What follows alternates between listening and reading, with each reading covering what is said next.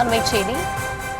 நேற்று சென்னைக்கு வந்து அமித்ஷா அதிமுக மற்றும் பாஜக கூட்டணி குறித்து உறுதி செய்யப்பட்ட நிலையில் தற்போது கை கழுவப்பட்டது யார் என்ற கேள்வி எழுந்திருக்கிறது. விவரங்களுடன் இணைக்கிறார் செய்தியாளர் ராஜேஷ். நேற்று அமைச்சர் அமித்ஷா வந்து அதிமுக மற்றும் பாஜக கூட்டணி உறுதியாகிவிட்டதா தெரிவிச்சுட்டு போனாரு.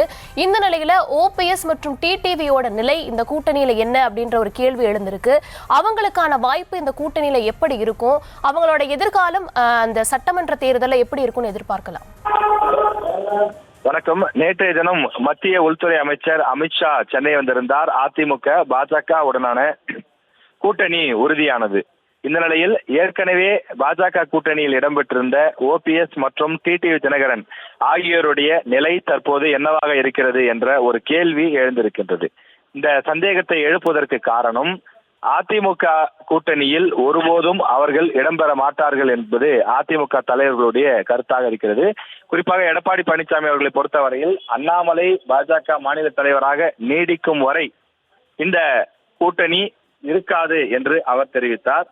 அதே போல ஓபிஎஸ், டிடிவி தினகரன், சசிகலா ஆகியோரை அதிமுகவிற்குள் இணைக்கும் எண்ணம் எந்த சூழலிலும் கிடையாது என்றுதான் அவர் தெரிவித்திருந்தார். எனவே இப்படிப்பட்ட சூழ்நிலையில் அவர்களுடைய நிலை என்ன என்பது தொடர்பாக பத்திரிகையாளர்கள் அமித்ஷாவிடம் கேள்விகளை முன்வைத்திருந்தார்கள். அதாவது ஓபிஎஸ் மற்றும் டிடிவி தினகரன் ஆகியோரும் இந்த கூட்டணியிலே இருக்கிறார்களா என்ற கேள்விக்கு அமித்ஷா சொன்ன பதில், அது அதிமுகவினுடைய உட்கட்சி விவகாரம், அதிமுகவினுடைய உட்கட்சி விவகாரத்தில் நான் தலையிட மாட்டேன் என்று சொல்லிவிட்டார். அப்படியானால் அவர்கள் பிரச்சனையை அவர்கள் தான் பார்த்துக் கொள்ள வேண்டும் என்பது பொருள். அவர்கள் பாஜக கூட்டணி இருக்கிறார்களா என்ற கேள்விக்கும் அவர் முழுமையாக பதில் கொடுக்கவில்லை.